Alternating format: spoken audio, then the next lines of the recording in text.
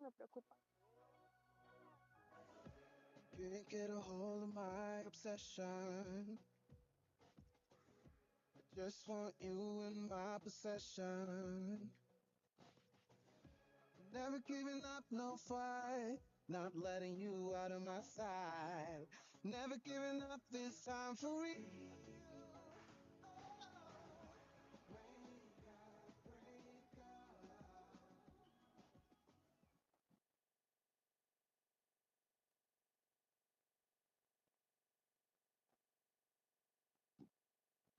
Buenas tardes. Les voy a dar la bienvenida a este simposio que vamos a hacer de insuficiencia cardíaca, que hemos definido titular Tres enemigos en la insuficiencia cardíaca que se pueden compartir de forma estructurada. Es un tema bastante interesante que en esta próxima hora nos va a traer a discutir tres grandes tópicos que complican siempre el manejo de los pacientes con insuficiencia cardíaca. Vamos a hablar de hipercalemia, cómo enfrentarla, cómo tratarla. Vamos a hablar de un enemigo complicadísimo en insuficiencia cardíaca como es la hipotensión. Y finalmente vamos a tener unos 15 minutos para discutir la inactivación de los pacientes con insuficiencia cardíaca. Yo soy la doctora Catalina Gallego Muñoz, soy médica especialista en medicina interna y cardiología, los acompaño desde la ciudad de Medellín, Colombia. Esta es la segunda vez que estoy en Monterrey y para mí de verdad que es un placer enorme poderlos acompañar en el segundo Heart. Y la verdad, mi interés es que en esta horita ustedes puedan discutir con nosotros, con los expertos, tengan listas sus preguntas. Al final de las tres conferencias vamos a tener un espacio de 15 minutos para poder hablar del tema. Por favor, las tienen presentes para que hagamos una discusión bien interesante. Y me corresponde a mí empezar. Vamos a hablar del primer enemigo que tiene la insuficiencia cardíaca que hemos definido, la hipercalemia. Como les contaba, yo vengo desde la ciudad de Medellín y trabajo en cuidado intensivo y medicina crítica. Además, soy cardióloga especialista en falla cardíaca y trasplante. Y este tema me parece interesante porque sí es uno de los problemas más grandes que a veces tenemos cuando enfrentamos al paciente con insuficiencia cardíaca. Esta es mi declaración de conflictos de interés, ninguno para esta charla. Yo creo que cuando uno está tratando pacientes con falla y está entusiasmado con instaurar los cuatro fantásticos y poner toda la terapia farmacológica a dosis tope, se le olvida un pequeño detalle y es que traer esas terapias seguramente va a tener algunos enredos o algunas complicaciones. Dentro de ella, probablemente la hipercalemia sea ese talón de Aquiles que va a impedir en numerosas ocasiones o que uno siga titulando la terapia o que incluso lo obligue a determinar el retiro de la misma. ¿Me regalan el timer, por favor? Gracias. Así que les voy a empezar esta historia con un caso clínico para que más o menos nos ubiquemos en cuál puede ser el escenario del paciente con hipercalemia, que uno tiene que tomar decisiones con respecto al tratamiento. Esta es una paciente mía de 82 años de edad, normal, de la que muchos de ustedes seguramente pueden tener en su consulta de insuficiencia cardíaca. Ella tiene antecedente de infarto, ya está revascularizada de forma percutánea, tiene una fracción de eyección del 42% que luego de un segundo evento cae al 35%, ya es portadora de un desfibrilador, tiene fibrilación atrial y evidentemente a sus 82 años ha progresado en una enfermedad renal crónica estadio 3A. Esta es la terapia farmacológica. Creo que nada ajena a cualquiera de ustedes la tendrían de esa manera. Toma bisoprolol, está bien titulada, toma sacubitrilo valsartán 100 cada 12. De hecho, no es fácil tener un paciente a los 82 años con esa dosis. Tiene espironolactona 12.5 miligramos ajustada a la tasa actual de filtración glomerular. Recibe EMPA, está anticoagulada con apixa, toma torba y esomeprazol. Esta foto es reproducida con autorización de la paciente. Ella viene a un control común y corriente a la clínica de nosotros de insuficiencia cardíaca. Está en una clase funcional 2, a veces tolera mala deambulaciones por un problema de osteoartrosis. Está con unas presiones arteriales bien para su edad, pero ese día aporta en los laboratorios con los que tiene que consultar una creatinina en 1.98 y por primera vez nos trae un potasio por encima de 5,5. Lo que nosotros normalmente hacemos en la clínica de insuficiencia cardíaca, que es el primer problema cuando uno está enfrentando a estos pacientes, es corroborar que no sea una pseudohipercalemia, así que repetimos la muestra y efectivamente está en 5,8. Así que uno se enfrenta a una paciente anciana con múltiples comorbilidades, pero además muy politratada, en la que uno tiene que escoger qué va a hacer con esa hipercalemia. Primero la va a clasificar, esto será leve, será moderado, ameritará enviar de entrada a esa paciente para el servicio de emergencias, urgencias, o simplemente lo que usted hace es suspender el ARNI, decíamos ahora que tiene una dosis tope, o será que lo que ustedes van a decidir es suspender los antagonistas de mineralocorticoides. Probablemente casi todos nosotros tendríamos como esa tentación de retirar la terapia, específicamente el antagonista mineralocorticoide.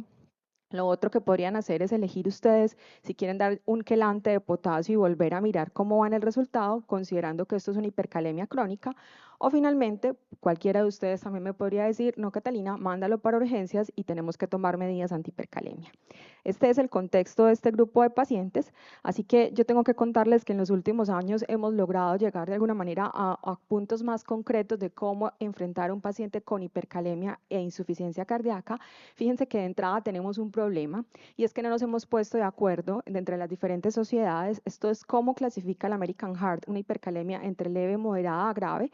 Fíjense que debajo está cómo lo clasifica la Asociación Renal, el NKF. Cada uno de los diferentes entes tiene puntos de corte diferentes para definir qué es leve, qué es moderado y qué es grave ante la presencia de hipercalemia. Y creo que esto es importante porque, como les voy a mostrar al final de cómo hacemos el abordaje, eso es lo que a veces no nos permite determinar con certeza a quienes simplemente le quitamos la terapia, a quienes definitivamente titulamos a la baja o a quienes hay que darle medidas antihipercalemia.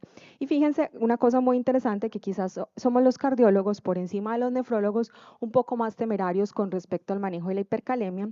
Yo creo que los nefrólogos están mucho más acostumbrados a este tipo de pacientes. Nosotros somos más miedosos, como decimos en Medellín, así que es mucho más probable que un cardiólogo retire o disminuya terapias de insuficiencia cardíaca cuando se enfrenta a hipercalemia que un nefrólogo que probablemente tenga mucho más manejo de este grupo de pacientes. Una cosa muy importante en hipercalemia y falla es que fíjense esto, los factores de riesgo que llevan a que un paciente desarrolle hipercalemia teniendo insuficiencia cardíaca son los más frecuentes de todos nuestros pacientes, además son los que ofrecen o otorgan mayor riesgo cardíaco a esos pacientes o mayor riesgo de morir por insuficiencia cardíaca. Estamos diciendo que estos son los que son hipertensos, los que tienen múltiples fármacos o están polimedicados, usualmente son mayores de 65 años, como el caso clínico que les mostré, pueden tener o no diabetes mellitus, etcétera. Así que nos estamos enfrentando a una población comórbida y con alta mortalidad.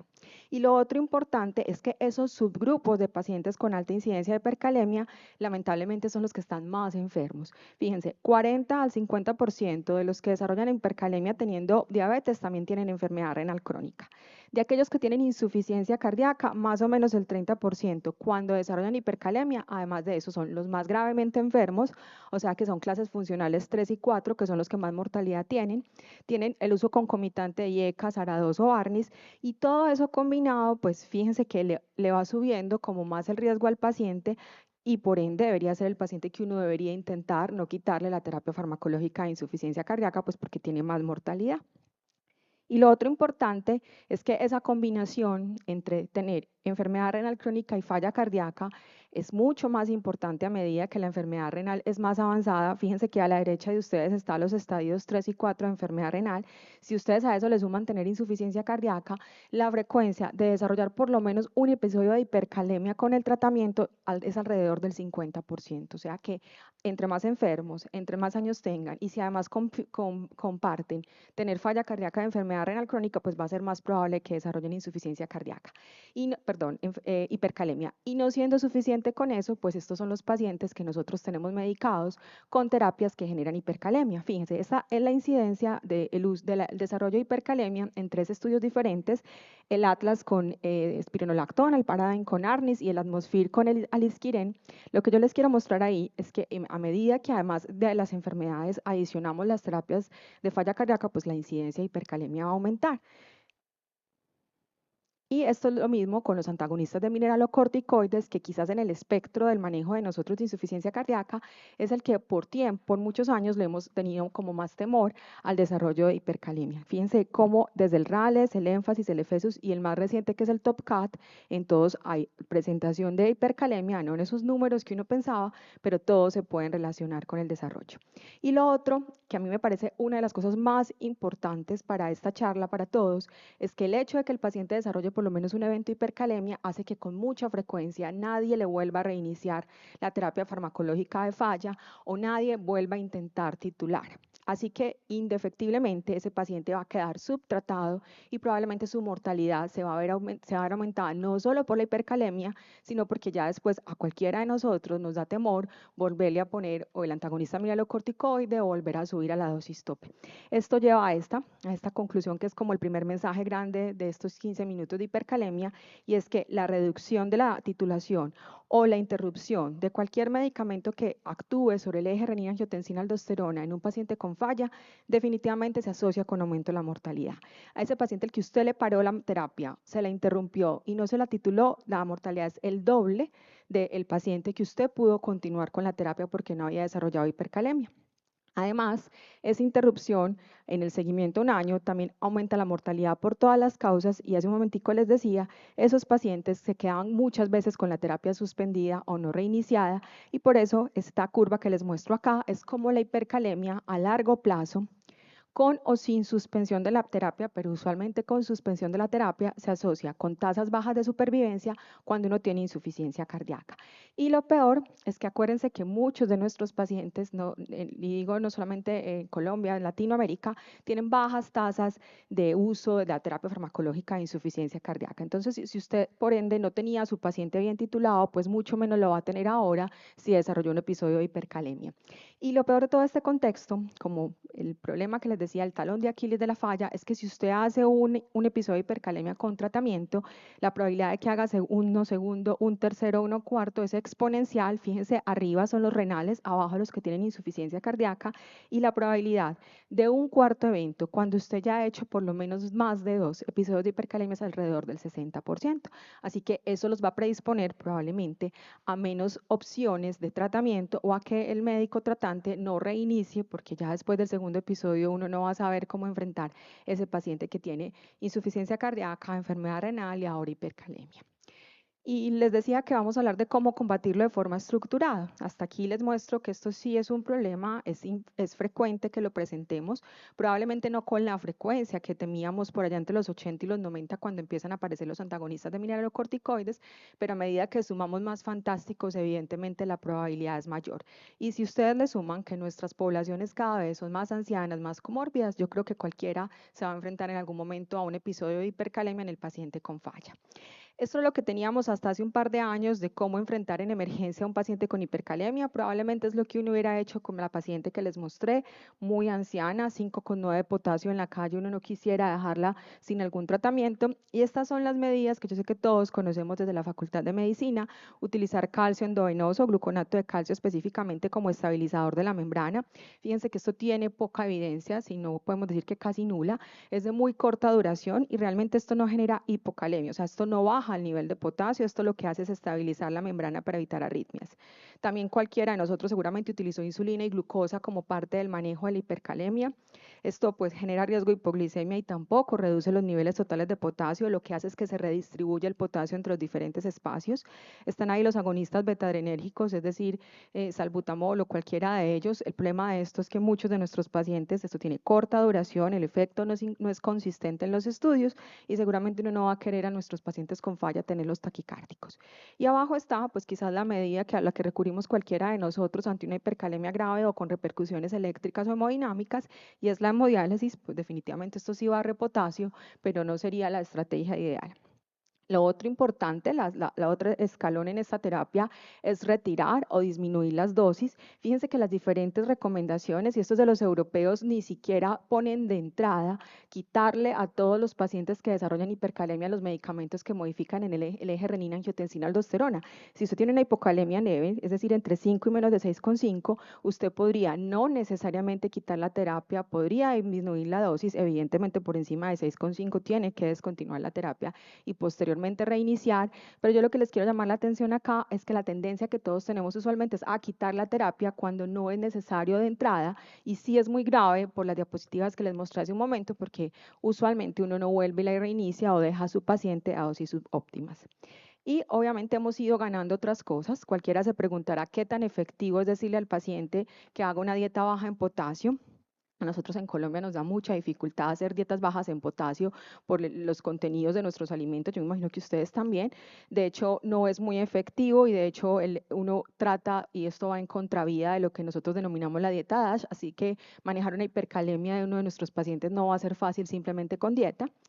Los diuréticos, efectivamente, si uno persiste con el uso de furosemida porque el paciente esté congestivo, pues será como una estrategia adyuvante, pero yo les mostré la paciente mía de ahorita, esa paciente no necesitaba diurético endovenoso ni oral, así que no todos los pacientes no van a tener beneficio de ponerles altas dosis de diurético para bajarles el potasio. Les decía hace un momentico, interrumpir o bajar la dosis del medicamento puede ser una opción, pero hay que saber cómo sopesa uno el beneficio renal y cardioprotector antes del retiro de la misma. Y ahora tenemos en el mercado aglutinantes de potasio, ya no solamente las sales con las que estábamos acostumbrados, que tienen muchos efectos gastrointestinales y poca tolerancia, tenemos ahora medicamentos como el Lokelma, que es el silicato de sodio circonio, que permite quelar potasio de una manera más segura. Así que se han ido como modernizando las opciones de tratamiento. Fíjense que esta es una de las recomendaciones de expertos más reciente del 2019 con respecto a introducir quelantes de potasio orales más seguros y más efectivos. Obviamente el talón de Aquiles de esas terapias es que no se ha demostrado disminución de mortalidad, pero yo hace un momentico les mostré que si uno quita la terapia de falla y no la vuelve a iniciar, eso sí va de la mano de aumentar el riesgo de mortalidad, así que indirectamente eso es lo que estamos haciendo. El año pasado en la Sociedad Colombiana de Cardiología logramos una cosa muy bonita que fue juntarnos con la Sociedad Colombiana de Nefrología para hacer un consenso nacional de manejo de hipercalemia crónica, diagnóstico y manejo, para coincidir con nuestros compañeros nefrólogos en cómo enfocar a un paciente que se enfrenta a la consulta, como la paciente que les mostré, con enfermedad renal crónica o no, e hipercalemia, y más o menos estos son los algoritmos que yo les quería mostrar para terminar. Arriba está el nivel de potasio. Si uno tiene un paciente entre 5 y 6 y el paciente está agudamente enfermo por la razón que sea, este paciente tiene agudización de su función renal, tiene de pronto una sepsis, etcétera, pues ese paciente habrá que remitirlo a urgencias y no será el paciente que uno quiere manejar crónicamente. Pero si la respuesta es no, y usted tiene entre 5 y 6 de potasio, podrá ser el paciente en el que uno se hará la idea, dependiendo de su tasa de filtración glomerular, como lo ven a la izquierda de la pantalla, si utiliza aglutinantes de potasio. Nosotros ya tenemos experiencia con manejar estos de forma ambulatoria con buena efectividad, buena tolerancia, mejor que las sales de intercambio iónico que eran muy mal toleradas desde el punto de vista gastrointestinal. Y seguramente a la derecha siempre estará, si usted tiene más de 6, tiene que tratarle al paciente con respecto a una hipercalemia grave y por ende probablemente sí tendrá que derivar ese paciente a urgencias. No olviden nunca las causas de pseudohipercalemia. Con mucha frecuencia, cuando yo repito el segundo potasio en la consulta de falla, no era realmente hipercalemia. Y por último, pues tenga presente que si de pronto tomó la decisión de bajar la dosis de los medicamentos modificadores de la enfermedad, vuélvalos a iniciar. Y aquí está el nivel de potasio por encima de 6. Si el paciente está ambulatorio, rediríjalo al servicio de urgencias o emergencias porque es un número inseguro para tener al paciente ambulatoriamente. Definitivamente identifique y elimine los factores de riesgo para hipercalemia crónica. Acá sí tendría usted que temporalmente suspender la terapia modificadora de insuficiencia cardíaca que le genere hipercalemia.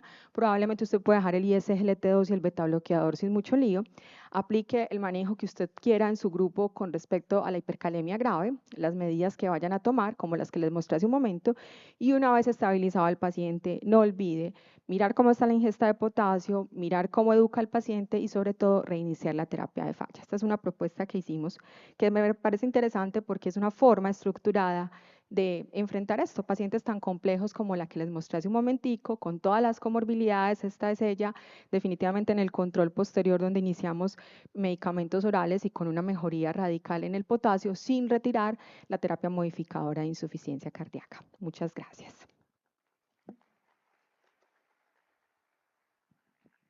Bueno, entonces vamos a dar continuidad a, diría yo, el segundo problema más grave con el que uno se enfrenta cuando está con insuficiencia cardíaca, la otra piedra en el zapato, como la llamo yo, que es la hipotensión.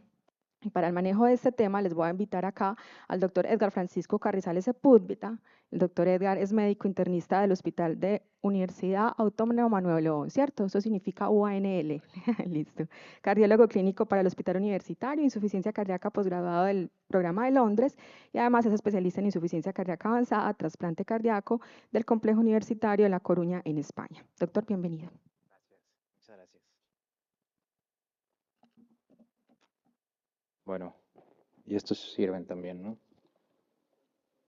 Es el verde, ¿verdad? Listo, bueno, entonces vamos a hablar de un problema frecuente y un verdadero reto en el manejo de los pacientes con insuficiencia cardíaca. Yo soy Edgar Carrizales y es un placer estar aquí con ustedes.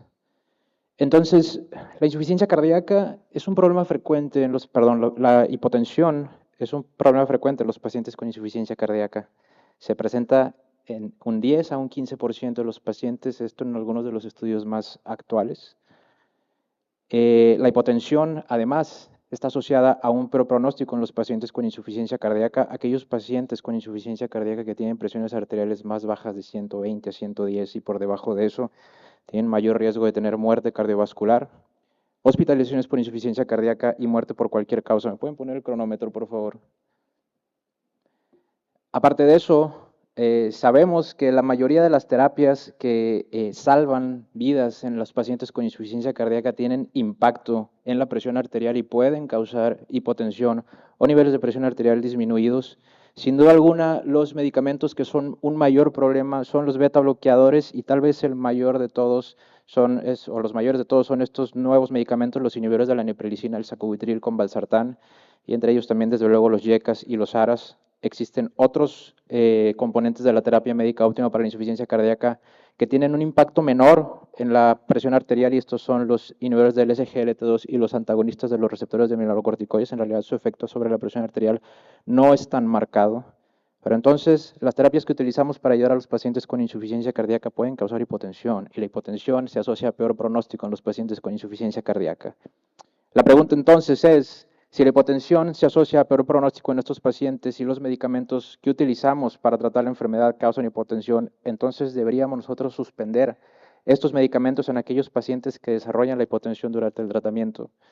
Y la respuesta es no.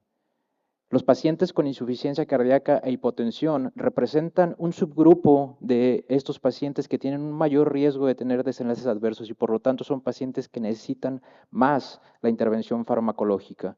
Estos pacientes reciben un beneficio igual o mayor que los pacientes que tienen insuficiencia cardíaca con presiones arteriales que se pueden considerar normales. Entonces, la solución jamás será reducir o interrumpir la terapia en presencia de hipotensión.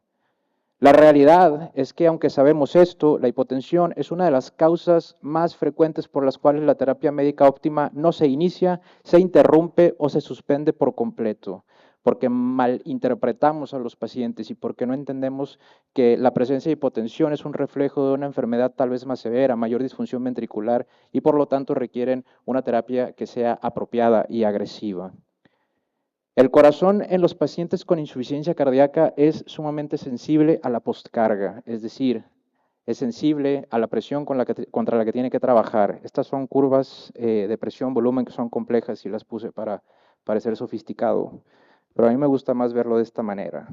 Entonces, imaginen ustedes que tienen que subir una montaña muy alta, en este caso puse el Everest para darle un poco más de dramatismo, y ustedes van a subir esa montaña habiendo corrido o habiendo andado al menos 6 veces en un Tour de France, con una bicicleta que es de última generación, es decir, un muy buen armamento. Aparte son atletas de alto rendimiento, tienen piernas musculosas, o sea, son capaces. Esa montaña es la poscarga, es la presión contra la que tiene que trabajar el ventrículo izquierdo. Y ustedes, atletas de alto rendimiento, son el ventrículo izquierdo que es sano. Es probable que logren hacer el trabajo ocupando o necesitando poca energía y haciéndolo de manera eficiente. Y por otro lado, tenemos al ventrículo izquierdo que está débil, que está dilatado, que es insuficiente. Es este individuo que anda en un triciclo y que tiene que subir la misma cuesta. Entonces, probablemente no llegue a ningún lado y la cantidad de energía que va a tener que utilizar es demasiada. Ese es el concepto de eficiencia cardíaca, es la cantidad de energía que tiene que gastar el corazón para poder hacer el trabajo, para poder crear flujo, para poder crear gasto cardíaco. Entonces, para el paciente o para el ventrículo izquierdo que está débil, lo más adecuado tal vez es disminuir un poco esa carga. Y eso se logra vasodilatando un poco a los pacientes y disminuyéndoles la poscarga. Este es el sentido del por qué la presión arterial normal o un poco elevada no es lo mejor para los pacientes con insuficiencia cardíaca, sobre todo para los pacientes que tienen ventrículos izquierdos que son muy débiles. Esto ha sido demostrado en algunos estudios en los que los pacientes que ingresan o que inician el tratamiento con presiones arteriales que se consideran un poco elevadas, tienen una disminución de los niveles de presión arterial en las siguientes semanas de seguimiento y paradójicamente los pacientes que inician los estudios o inician el tratamiento con presiones arteriales bajas o más bajas de lo normal tienden a tener un aumento en los niveles de presión arterial en las siguientes semanas de seguimiento. Y esto ha sido demostrado prácticamente para todos los componentes de la terapia médica óptima de la insuficiencia cardíaca. Es decir, parece que a los pacientes o a los ventrículos izquierdos que están insuficientes, dilatados y débiles, bajar un poco la carga puede ser beneficioso. La pregunta entonces es cómo combatir o prevenir la hipotensión en el paciente con insuficiencia cardíaca. Estas son algunas recomendaciones o consejos, es una guía práctica. Primero que nada, siempre hay que mantener la calma y jamás la respuesta va a ser interrumpir la terapia médica óptima. Eso es usualmente lo que se hace, lo que hacemos es interrumpir el tratamiento porque nos asusta la hipotensión en los pacientes con insuficiencia cardíaca. Siempre tratar de descartar un estado de verdadero bajo gasto o de choque cardiogénico que representa una urgencia verdadera y tiene que tratarse en un contexto completamente diferente. Y antes de cualquier otra cosa, confirmar la presencia de hipotensión o de ortostatismo y su relación con los síntomas. Y tal vez podemos encontrarnos en tres escenarios. El paciente que tuvo hipotensión transitoria y que cuando tú lo revaloras la presión arterial es normal, no tiene datos de hipotensión, no tiene síntomas y no tiene ortostatismo. Aquel paciente que tiene una presión arterial que es normal, baja, que no tiene síntomas, pero cuando lo pones a hacer maniobras, ves o encuentras que tiene hipotensión ortostática, o aquellos pacientes que tienen presiones arteriales que son incluso más bajas de lo normal, pero que no tienen síntomas en lo absoluto, y desde luego aquellos pacientes que tienen hipotensión arterial y que aparte tienen síntomas, y son estos dos últimos grupos de pacientes en los que tenemos que tomar algo de medidas para tratar de corregir el problema. Cuando nosotros tenemos a pacientes con insuficiencia cardíaca descompensada en el hospital, utilizamos dosis muy altas de diuréticos y utilizamos combinaciones de diuréticos para tratar de eliminar esa sobrecarga de líquidos. Los diuréticos y sobre todo las combinaciones de diuréticos pueden causar hipotensión. Lo que hacemos entonces es descongestionar de manera agresiva a los pacientes y a la par, en el proceso de descongestión, iniciamos y titulamos la terapia médica óptima. Cuando el paciente está descongestionado o está con congestión residual mínima, entonces disminuimos las dosis de diuréticos para solamente dejar las dosis mínimas necesarias. Eso mejora un poco la presión arterial y puede mejorar la tolerancia a la progresión de la terapia médica óptima. La terapia médica óptima progresada y en dosis adecuadas reduce el riesgo de que el paciente se vuelva a recongestionar, entonces es cambiar una por otra y progresar al paciente. Siempre hay que tomarnos el tiempo para identificar aquellos medicamentos que puedan estar causando hipotensión y que no tengan un impacto pronóstico real en la insuficiencia cardíaca. Hay que suspender o buscar alguna alternativa para las tiazidas. Usualmente las utilizamos como una terapia de diuréticos combinada y si el paciente ya no la necesita, hay que retirarla. Hay que retirar los calcioantagonistas que no tienen un juego importante en los pacientes con insuficiencia cardíaca. Cualquier otro fármaco que tenga algún efecto hipotensor central. Los pacientes que tienen hiperplasia prostática benigna pueden tomar alfa bloqueadores y esto puede causar vasodilatación e hipotensión. E incluso los medicamentos de prescripción oftálmica para algunos padecimientos pueden causar hipotensión. Todo esto hay que buscarlo, hay que interrogarlo y hay que suspenderlo o cambiarlo si es necesario. Hay que distribuir de manera adecuada los medicamentos para la insuficiencia cardíaca. Es frecuente ver recetas donde los pacientes toman todos los medicamentos a las 8 de la mañana. Lo que pasa con eso es que en 4 o 3 horas el efecto máximo de cada uno de los medicamentos se va a encontrar y es más probable que el paciente desarrolle hipotensión. Lo que hacemos nosotros es tratar de distribuir los medicamentos. Hacemos que el paciente tome la dosis de sacubitril valsartán usualmente a las 8 de la mañana y a las 8 de la noche, el bisoprolol usualmente a las 12 del día o 1 de la tarde, la empagliflozina o el ISGLT2 y los antagonistas de los receptores de mineralocorticoides los distribuimos a través de la tarde porque en realidad su efecto sobre la presión no es tan importante y de esta manera tratamos de tener una menor acumulación del efecto hipotensor y esto a veces ayuda un poquito a mejorar la tolerancia de los medicamentos. Siempre hay que buscar alternativas que tengan un menor efecto vasodilatador. El carvedilol, que es un medicamento aprobado para tratar la insuficiencia cardíaca, es un medicamento que particularmente vasodilata mucho a los pacientes y a veces los pacientes lo toleran poco por eso. Entonces, alguna alternativa, personalmente lo que más utilizamos es el bisoprolol, que tiene poco efecto vasodilatador y por lo tanto no hipotensa tanto a los pacientes. A veces tenemos pacientes que tienen TAs muy limítrofes al inicio del tratamiento y que no toleran siquiera dosis bajas del sacubitril/valsartán, de estos inhibidores de la neprilicina. Lo que se puede hacer, es una recomendación, es utilizar dosis bajas de antagonistas de receptores de angiotensina 2 que tengan poco efecto vasodilatador. Particularmente utilizamos el candesartán a dosis muy bajas de 2 a 4 miligramos y después lo progresamos poco a poco, y cuando alcanzamos dosis medias de 16 miligramos, un poco más, intentamos hacer un switch hacia los hacia los inhibidores de la neprilicina a la dosis baja, y a veces los pacientes toleran este switch. Hay que recordar que siempre es mejor omitir una dosis de algún medicamento que suspenderlo por completo. Lo que hacemos con los pacientes es recomendarles que se tomen la presión arterial 2 veces al día y que sea siempre antes de la toma del sacubitril/valsartán, que es el medicamento que más impacta sobre la presión arterial. Esto requiere apego y requiere apertura con el paciente, porque le vas a pedir al paciente que te informe cómo está su presión arterial. El paciente te envía un mensajito y dice: doctor, estoy a punto de tomar la pastilla, mi presión arterial está en 90/60, y tú le preguntas: ¿cómo se siente? Bien, tome la pastilla. Doctor, estoy un poco mareado. Bueno, vamos a esperar tantito, recuéstese, levante los pies, haga su cena, lo que sea, y después vamos a valorar si tomamos la pastilla. Si el paciente tiene hipotensión en ese momento y tiene un poco de síntomas, podemos omitir esa dosis, pero siempre es mejor hacerlo así, de manera activa, a dejar al paciente desprotegido y sin la terapia de tiempo indefinido, ¿verdad? Hay que educar a los pacientes a tener algo que se llama medidas de higiene postural. Usualmente los pacientes, sobre todo los pacientes que tienen no síntomas de hipotensión persistente, sino de ortostatismo, se quejan porque dicen que se marean cuando se levantan muy rápido de la cama o cuando se levantan muy rápido de una silla.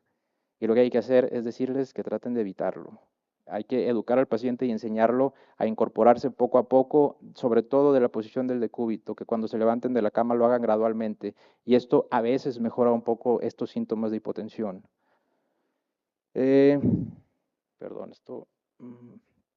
Siempre hay que ir un poco más allá y tratar de identificar otros factores que puedan estar contribuyendo a la hipotensión arterial. Lo mejor para los pacientes con insuficiencia cardíaca es mantener siempre un ritmo sinusal.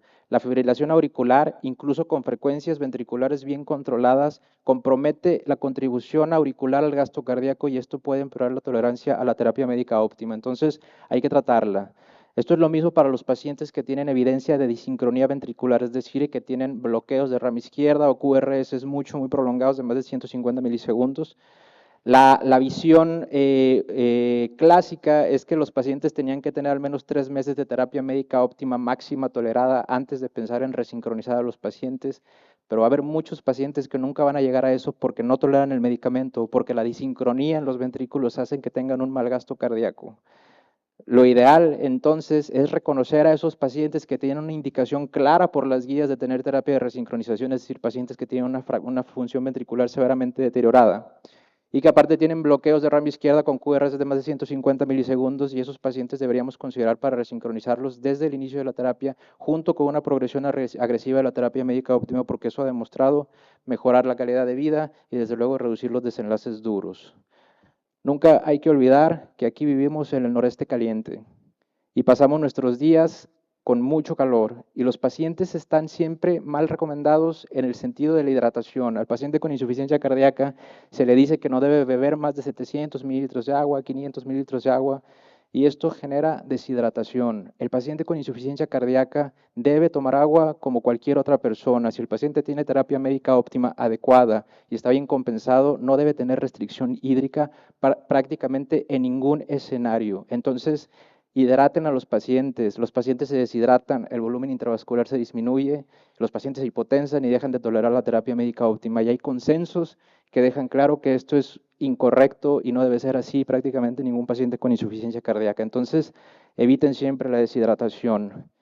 Y después de todo esto, cuando ya se intentó arreglar todo esto y el paciente sigue hipotenso, sigue con presiones bajas sin tolerar la terapia médica óptima, entonces podemos tratar de estratificar al paciente en diferentes perfiles clínicos y entonces sí pensar tal vez disminuir las dosis de los medicamentos para la insuficiencia cardíaca.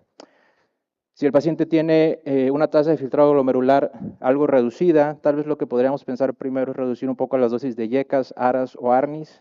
Y después de esto, los antagonistas de receptores de mineralocorticoides. Si los pacientes tienen hipercalemia, tal vez lo primero que podríamos pensar es disminuir un poco los niveles de antagonistas de los receptores de mineralocorticoides y posteriormente de YECAS, ARAS o ARNIS. Si los pacientes tienen bradicardia, entonces tal vez lo primero sería disminuir un poco la dosis de beta bloqueador. Si los pacientes tienen historias de arritmias con insuficiencia cardíaca, tal vez los betabloqueadores serían los últimos medicamentos que tendríamos que pensar en disminuir.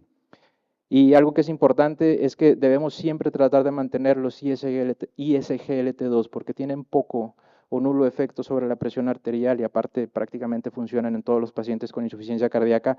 Hay que recordar siempre que siempre será mejor mantener dosis bajas de todas las terapias o de todos los componentes de la terapia médica óptima antes de dejar un solo medicamento a dosis elevadas y suspender todos los demás. Finalmente, cuando ya se hizo todo esto y el paciente sigue hipotenso, sigue sin tolerar la terapia médica óptima, entonces hay que recordar que esos pacientes pueden estar en un estadio avanzado de la insuficiencia cardíaca y deben ser referidos a un centro de insuficiencia cardíaca avanzada para valorar si son elegibles a recibir terapias avanzadas como dispositivos de asistencia ventricular o un trasplante cardíaco. Entonces, la hipotensión e insuficiencia cardíaca es frecuente y sin duda alguna es un reto terapéutico. Los pacientes con presión arterial baja tienen peor pronóstico, usualmente porque tienen una enfermedad más avanzada, con mayor disfunción ventricular, pero se benefician igual o tal vez más de la terapia médica óptima. La salida fácil es retirar el fármaco que causó el problema, pero lo fácil no es lo correcto. Antes de modificar la terapia médica óptima, hay que agotar todas las medidas para corregir la presión arterial. Sin duda alguna, la clave del éxito es el trabajo en equipo, y el equipo somos nosotros con los pacientes que padecen la enfermedad. Hay que educar a los pacientes, hay que aprender a acompañarlos en su enfermedad y de seguro, y claro que lo más importante es hacerlos siempre sentir seguros. Y eso es todo. Muchas gracias.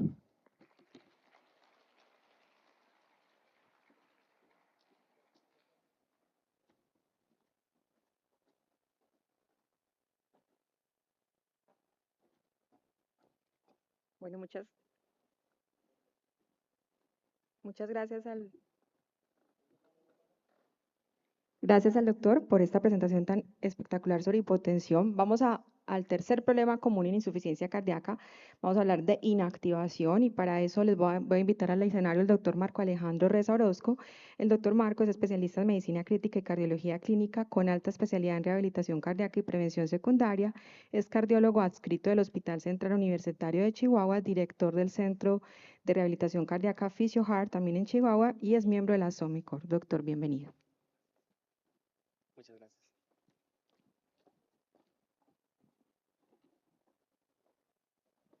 ¿Qué tal? Buenas tardes. Primero que nada, agradecer por la invitación. Ya es el segundo año que estamos aquí en Heart Monterrey. Y bueno, tenemos el tercer enemigo de la insuficiencia cardíaca, muy común, el cual vamos a llamar inactivación. Primero quisiera preguntarles, ¿cuál sería la calidad de vida que esperamos que los pacientes tengan ante un escenario de falla cardíaca? ¿Quién de ustedes no ha visto la cronología de un paciente el cual llega un día al consultorio caminando con dificultad acompañado de sus familiares, otro día viene a tu consultorio en silla de ruedas, otro día te piden interconsulta a domicilio y luego dejas de saber de ellos? Este es un escenario que a veces vemos en los pacientes que tienen falla cardíaca. Si yo les pregunto, este paciente, ¿qué fracción de expulsión tiene? Opción A, 65%. Opción B, 45%. Opción C, 28%. Los pacientes no son frágiles, los pacientes son capaces de hacer actividad. Este paciente es un masculino de 62 años, hipertenso, diabético, con dislipidemia crónica, obesidad. Él tuvo 2 infartos. El primero fue fallido, realmente no lo revascularizaron.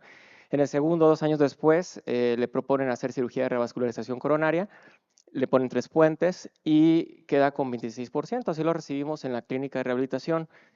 Al inicio lo pudimos medir con 4.5 METs, un VO2 de 15.9, y al final solamente pudimos incrementar la fracción del ventrículo izquierdo a 28%, aumentando a 8.3 METs y 29.7 mililitro kilogramo minuto. Esto que ustedes están viendo son escenarios que sus pacientes con falla cardíaca pueden llegar a tener. Claro que se necesitan varios elementos, pero aquí es un poco paradójico. A los pacientes siempre les pregunto, les hago este tipo de preguntas, ¿qué fracción de expulsión creen que se quedó? Todos se van por la parte de que tiene que estar normalizada. Sin embargo, el hacer esto incluye que los pacientes, no solamente es el corazón el que está frágil, sino que para movernos necesitamos tener varios componentes, el componente cardiorrespiratorio, el componente cardiovascular y el componente osteomuscular, con todo el metabolismo que incluye el poder producir ATPs y llevar a cabo toda la activación metabólica. Entonces, los pacientes con insuficiencia cardíaca van a tener intolerancia al ejercicio, una fatiga crónica y una incapacidad de realizar actividades, llevando a esto una mala calidad de vida y eventos adversos. Cuando hablamos del componente central, los pacientes por lo general desarrollan un bajo gasto cardíaco, ¿sí? Tienen aumento de volumen intracavitario, tienen disminución de su fuerza respiratoria, tienen mala o baja cantidad de volumen minuto, pero también en el componente periférico hay sarcopenia, hay disminución de las fibras contráctiles, ¿verdad? El metabolismo en general de las mitocondrias se vuelve un poco más anaeróbico, y todo esto es lo que padece el paciente con insuficiencia cardíaca. Y sabemos que un paciente que hace ejercicio o que empieza una actividad física empieza a tener ganancias en los diferentes en las diferentes partes, ¿verdad? Hablando del componente central en el corazón, aumentamos el gasto cardíaco, disminuimos las presiones de llenado, mejoramos el cronotropismo, la respuesta vagal, podemos disminuir niveles de renina, angiotensina, aldosterona, disminuimos también el componente inflamatorio, ¿verdad? La disminución de citoquinas, tenemos una mejora y mayor reclutamiento de fibras tanto de los miocitos como en reclutamiento de mitocondrias, y mejoramos también el tipo de metabolismo llevado a cabo. Tratamos de que todo sea a través un metabolismo más aeróbico que anaeróbico. La parte respiratoria también se ve beneficiada, y todo esto, cuando un paciente es abordado correctamente y dosificado, podemos alcanzarlo. ¿Qué hacíamos antes de los años 50? Bueno, los pacientes eran condenados a la cama. Paciente en falla cardíaca prácticamente estaba contraindicado moverse. Entonces, pero ¿cuánto tiempo tenía que pasar el paciente acostado? Después de un infarto, los pacientes se les indicaba pasar meses acostados, desarrollaban falla cardíaca y no había para cuándo poderlos mover. Poco a poco se fue mejorando estas indicaciones.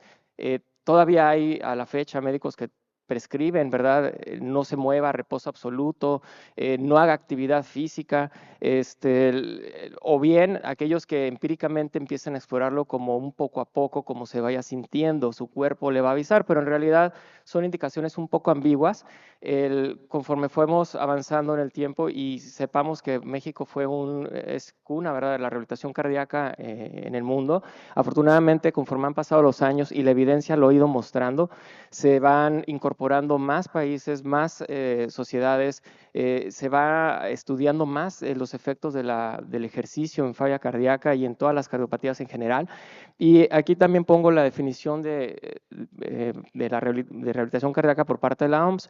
Lo que más quiero resaltar es que a un paciente se tiene que asegurar a las personas con enfermedad cardiovascular llegar a una condición física, mental y social óptima, pero que se les permita ocupar por sus propios medios un lugar tan normal como les sea posible en la sociedad. Y eso a veces nosotros etiquetamos a las personas y a los pacientes. ¿Cuántos de ustedes, desde que llega al consultorio o que estamos en el hospital con los pacientes, ya le ponemos una etiqueta frente a un letrero a ese paciente de que es de cristal? La familia reconoce que su paciente tiene un problema y le pone otra etiqueta, y el paciente se la cree. Entonces, todo eso también limita y da miedo a los pacientes para poder llegar a esto que la definición de la OMS nos quiere dar. Conforme fue avanzando, ¿verdad?, en el tiempo, ya empezamos a reunir más evidencia para la insuficiencia cardíaca y han habido sociedades como lo que es la SOMECOR.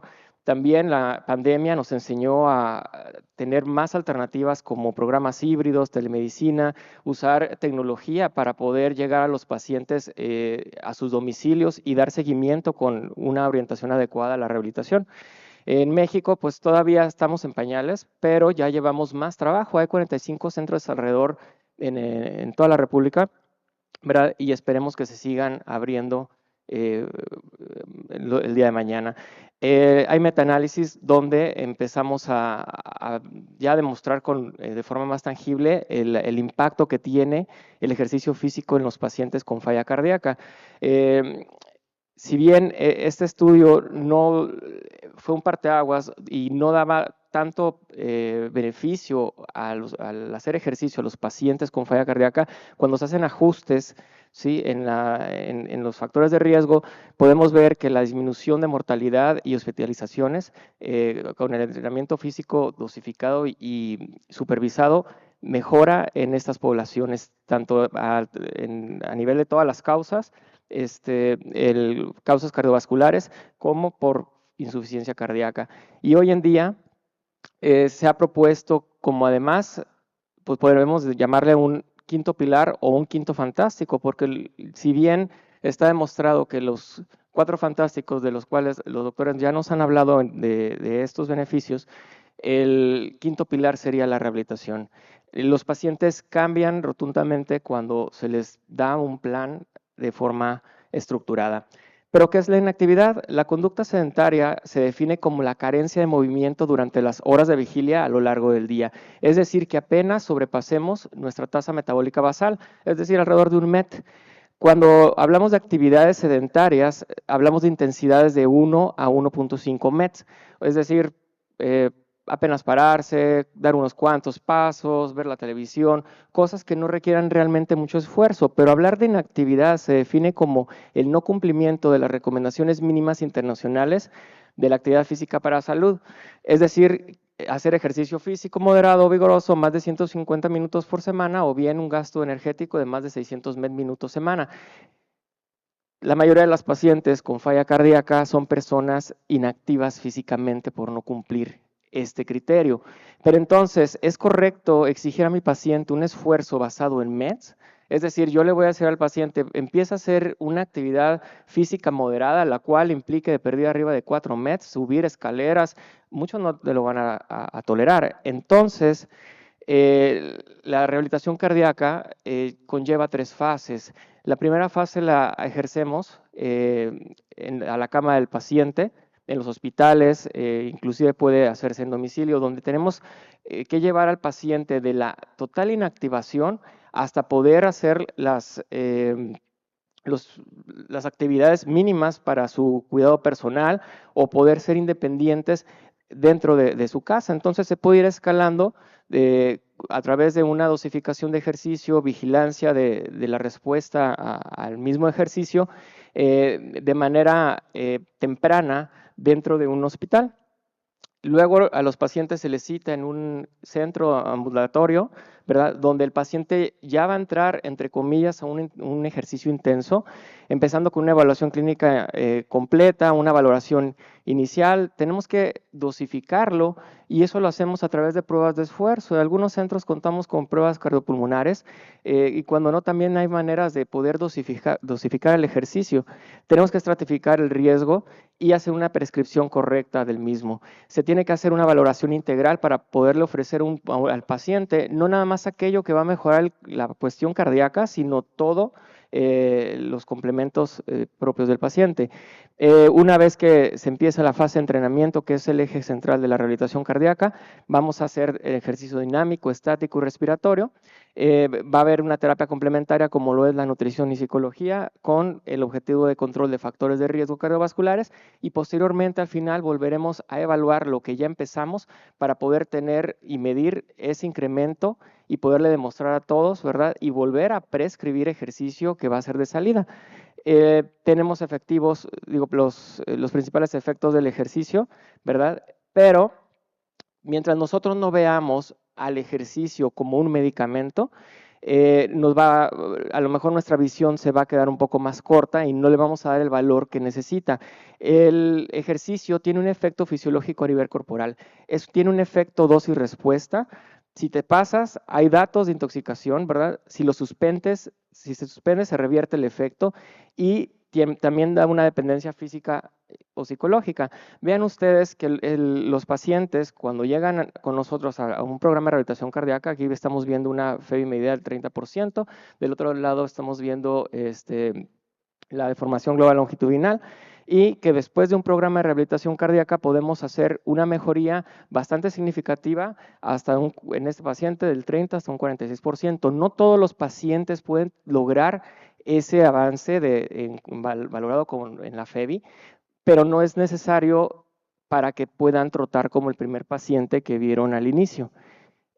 En este paciente se midieron 5.5 METs en 8 minutos de un protocolo Naughton en la prueba de inicio de esfuerzo, y al final subimos a 7.3 METs y casi 19 minutos en el mismo protocolo. La receta, la verdad, no es tan difícil, pero llevarlo a cabo es el problema, ¿verdad? Porque el FIT-TT-BDP, que significa frecuencia, intensidad, tiempo, tipo de ejercicio, volumen, densidad y progresión, es lo que tenemos que ir haciendo la receta para los pacientes en un programa de rehabilitación cardíaca. Es más sencillo para los pacientes aprender esto, la escala de Borg. La escala de Borg es una escala de percepción del esfuerzo, ¿verdad? Los pacientes pueden estar trabajando, se recomienda que lleguemos a un regular, ¿verdad? Un regular 12, 13.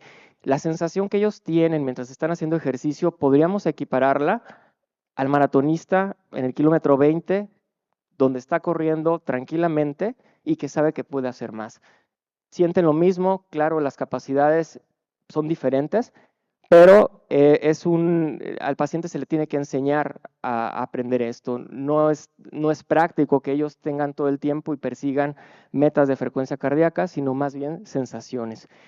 Hay que trabajar el componente respiratorio, también gasta energía, y entre más eficiente podemos hacer que hay un ahorro y hacer más eficiente todo el sistema para obtener la obtención de energía. Podemos medir, ¿verdad?, la presión inspiratoria pico y dosificarla a través de dispositivos y maniobras, ¿verdad?, para poder entrenar los músculos respiratorios.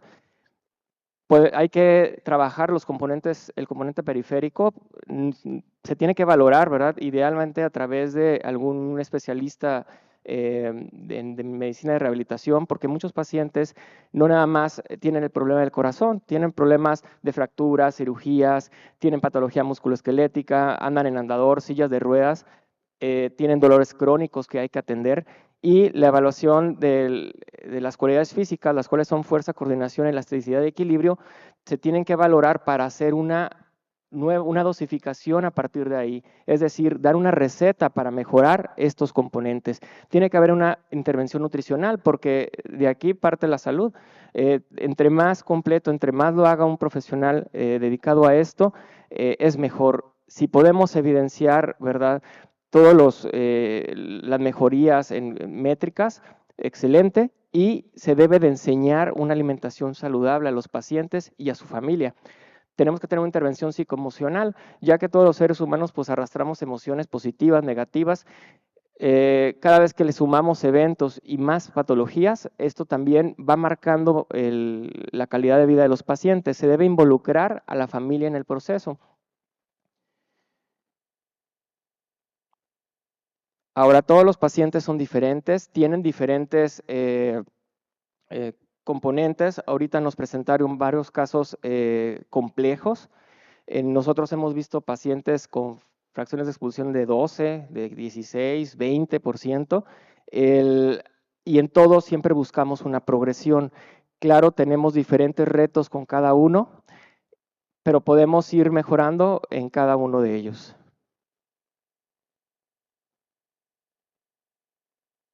Ahora, se vale valerse de instrumentos, ¿verdad? Porque muchas veces, imagínense un paciente que está en el cicloergómetro y no puede subir su pie en el pedal. Entonces, la cinta canela nos ha sacado varias ocasiones de este problema. Les agradezco su atención y recuerden, activen a sus pacientes. Si es necesario o más bien es recomendado, apóyense en rehabilitadores cardíacos.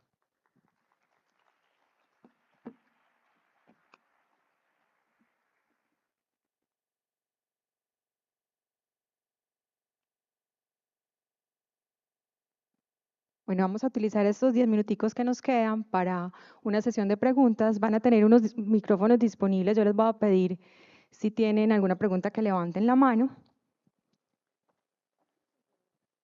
Sí, gracias. No sé si tengan de antemano alguna pregunta. Bueno, yo sí tengo un par de preguntas. Ahorita, cuando les estaba hablando de hipercalemia, no tuve en cuenta la disponibilidad para ustedes en México de todas las terapias que le mencioné. Entonces quería preguntarle al doctor qué experiencia hay acá con quelantes de potasio, cómo están manejando desde el punto de vista práctico un paciente que con insuficiencia cardíaca se presenta con hipercalemia, ¿cómo lo hacen? A ver, ahora aquí tenemos Lokelma, tiene poco que está en el mercado, pero particularmente en el caso del hospital donde estoy yo, que es el hospital universitario, que no es un hospital como tal del sector salud, eh, los pacientes tienen que comprar el medicamento, es un medicamento que es costoso. Entonces, hasta el día de hoy es difícil utilizarlo por eso. Yo particularmente creo que ayuda mucho a ganar un poco de tiempo para buscar razones por las cuales el potasio suele elevarse más de lo normal. Como tenemos esa limitación, lo que hacemos es eso, es tratar de buscar cuál es la razón de elevación de los niveles de potasio. Casi siempre cuando nos sentamos, dialogamos con el paciente, le preguntamos, le insistimos, sale por ahí de que, bueno, tengo 5 días que me duele la espalda y estoy tomando naproxeno. Bueno, lo quitamos, lo citamos en una semana con los niveles de potasio y los niveles de potasio disminuyeron. Yo sé que las intervenciones dietéticas son complejas, a veces no son muy efectivas, es difícil sostenerlas, pero sí creo que ese aspecto multidisciplinario y abordar todo ese tipo de cosas tienden a tener algo de efecto. Entonces tratamos de primero solucionarlo de esa manera. Personalmente creo que el paciente que tolera bien la terapia médica óptima y que tiene niveles de potasio que están en lo alto normal, sí, a ver, lo toleramos un poco, lo vigilamos, el paciente no tiene alteraciones electrocardiográficas, vamos a darle un poco de tiempo. Y a veces yo también estoy convencido de que estos medicamentos, estos componentes de la terapia médica óptima, al menos en el largo plazo, se amortiguan unos a otros. Y está bien demostrado que los SGLT2 y que el sacubitril valsartán se asocian a que los pacientes desarrollan menos hipercalemia, al menos en el mediano o largo plazo. Entonces, en nuestro caso, por no tener la disponibilidad aún a la mano el medicamento, lo que hacemos es eso, tratamos de dedicar un poco de tiempo para encontrar una causa, tratar de corregirla, vigilar de cerca al paciente y bueno, claro que habrá ocasiones en las que los niveles de potasio no bajan y entonces buscamos la manera de que el paciente tenga al menos algunas dosis del medicamento y si no hay manera de hacerlo, pues bueno, modificar un poquito la terapia, ¿no? Yo creo que el mensaje para hipotensión y hipercalemia quedó como muy claro, como no retirar terapias y siempre al máximo tratar de buscar la causa. Aplica para hipotensión y aplica también, como lo acaba de decir el doctor, para hipercalemia. Con respecto a los pacientes con inactivación, los avanzados, doctor, ¿cómo enfocan ustedes el paciente que va para trasplante de corazón, para un soporte mecánico de larga duración? Porque quizás es el que hasta los mismos cardiólogos a veces son más restringidos en la prescripción de la actividad física. Algunos de ellos están intrahospitalarios, pero algunos están ambulatorios con inotropía intermitente. ¿Hay como alguna aproximación a esos más avanzados que tienen hipotensión, que están esperando trasplante o se prescribe igual el ejercicio?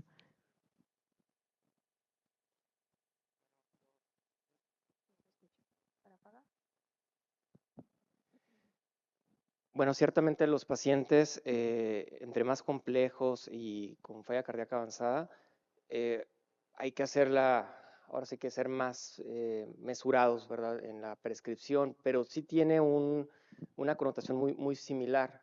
El- lo bondadoso en rehabilitación cardíaca no es tanto que todos estén cortados con la misma tijera, sino que el poder dosificar cargas, aunque el paciente esté en hospital, obviamente pues tenemos que ver que no, si está con, no sé, soporte con aminas, si tiene algún dispositivo en particular, el paciente se puede mover, se puede ir progresando, el- pero si entre más complejo sea, pues requiere más supervisión. En general, los pacientes para rehabilitación cardíaca, con falla cardíaca, muchos al inicio, digo, de entrada todos deben de ser monitorizados, eh, tanto en constantes vitales como en el ritmo cardíaco. Siempre estar atentos a que no hagan episodios de hipotensión, que no hagan arritmias. Más de una vez hemos tenido que parar el entrenamiento, mandarlo con su cardiólogo que le ponga, han escalado algún dispositivo, pero nuevamente hay que reincorporarlos. El problema del paciente que se encuentra en cama es que se vuelve una avalancha de nieve. Se pierde más masa muscular, se desacondiciona más y el desarrollo de la enfermedad, los pacientes cada vez van, o sea, van en picada y si no los empezamos a movilizar, la situación se puede poner peor aún, ¿verdad? Pero ya en un contexto hospitalario con algún dispositivo, debe de moverse siempre y cuando las condiciones te lo permitan. Y tengo otra pregunta que los pacientes hacen con frecuencia y en nosotros mismos es cómo prescribir ejercicios de fuerza. ¿Están contraindicados? ¿Se puede? ¿Solamente prescribimos ejercicios aeróbicos en falla? ¿O esa otra alternativa, cómo está a la luz actual de la evidencia? Se tiene que hacer ejercicio concurrente. Es decir, siempre el componente aeróbico es el que de cierta manera le cae más al corazón, pero no es nada, como les decía, no es nada más el puro corazón moviéndose, representando a la persona, sino que el ejercicio de fuerza eh, de cierta manera va a dar ese soporte al organismo para poder tolerar la fatiga. ¿Sí? Entonces, hay que buscar siempre tener el componente de fuerza junto con el componente respiratorio a la par de un ejercicio aeróbico. ¿Sí? De la misma forma, también se debe de valorar a los pacientes para poderlo dosificar. Muy bien, tenemos una pregunta en el público. Bueno, muchas felicidades. Una pregunta para el doctor Reza. Ahora sabemos que con la pandemia del COVID-19, pues muchos de las personas que llegamos a sobrevivir quedamos con alguna secuela a nivel cardíaco y unas de ellas son precisamente las cardiopatías y las isquemias. ¿Qué tan frecuente en su experiencia en este corto tiempo han tratado y cómo han tratado a pacientes que han tenido estas secuelas y que, bueno, que afortunadamente lograron sobrevivir, pero que quedaron con esas secuelas de cardiopatía isquémica o valvulopatías, incluso por pericarditis sobre todo? Bueno, las pericarditis, por ejemplo, en este caso de COVID, se tiene que dejar enfriar, entre comillas, es decir, que no puedes someter a un paciente a entrenamiento si tienes un proceso de inflamación activo. Pero si el paciente complicó con enfermedad coronaria, si desarrolló inclusive hasta falla cardíaca, nos ha ido bien con los pacientes. Yo creo que la mayoría de los pacientes isquémicos traen un componente muy marcado de falla cardíaca.